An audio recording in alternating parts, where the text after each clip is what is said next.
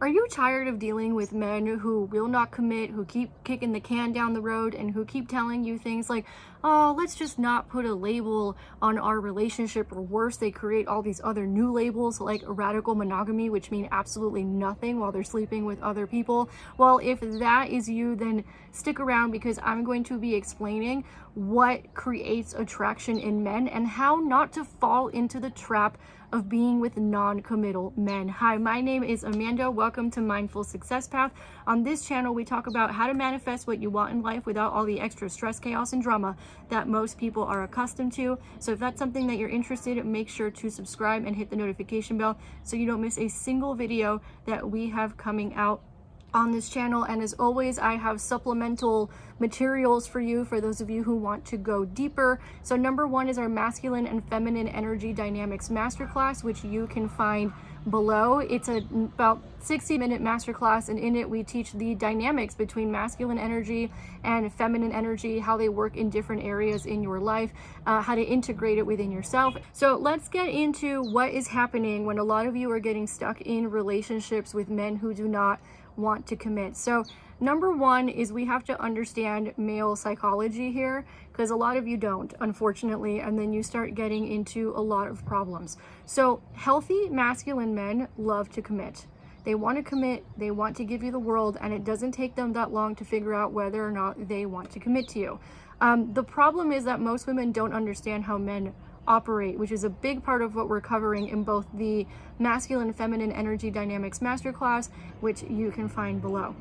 So number one is, if a man is not committing to you, there is a high likelihood that you picked the wrong guy to begin with. A lot of women don't know how to determine what is a healthy man versus a non-healthy man. So they end up in situations with feminized men who don't make commitments, who don't make plans, who string them along, who keep kicking the can down the road, and who make them jump through hoops just to prove their worthiness to a guy. So step number one would be to determine, okay, what is healthy masculine behavior and what is not, and those two programs below are going to help you do that.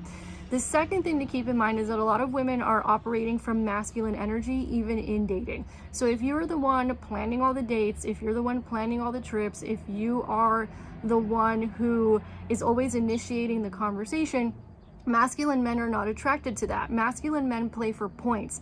They want to know that there's a challenge and that they're going to win the challenge and they're going to win the prize, and that prize is you.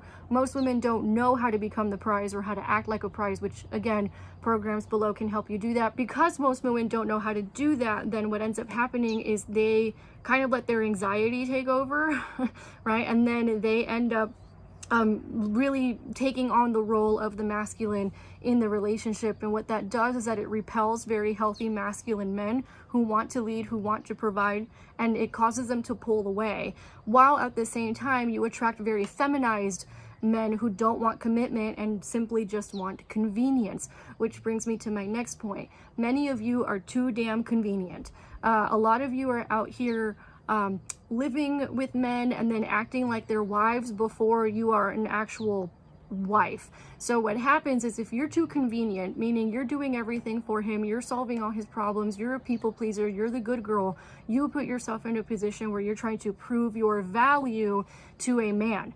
And when you put yourself in the position where you're trying to prove your value to a man, you actually lose value in the eyes of healthy masculine men, because again, they want a challenge, they play for points, and they want to win you. But if you're putting yourself in a position where you're easily accessible and you're easily just there and available all the time and solving all this guy's problems before he's ever committed anything to you at all, then men will treat you like a convenience, and they will treat you like a placeholder, and they will have you around for years and years and years and years because you're convenient and you're there.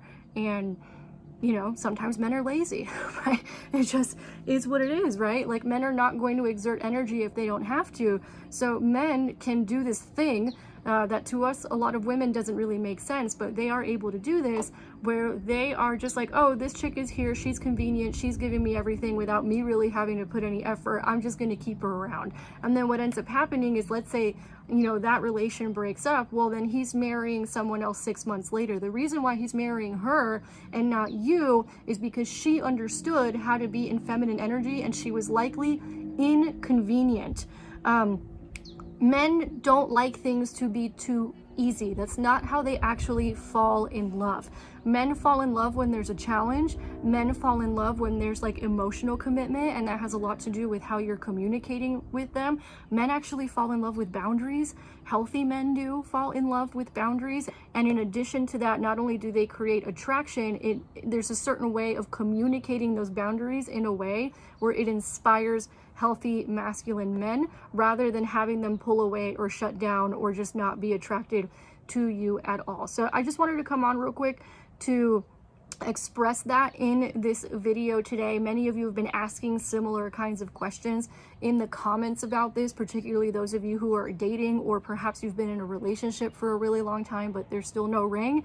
That's probably what's going on. And if you want to go deeper, all the ways in which you can work with me, including the programs that I just mentioned, can be found in the description and in the first comment. Thank you so much for giving me your time today. Stay radiant, and I'll catch you on the next one.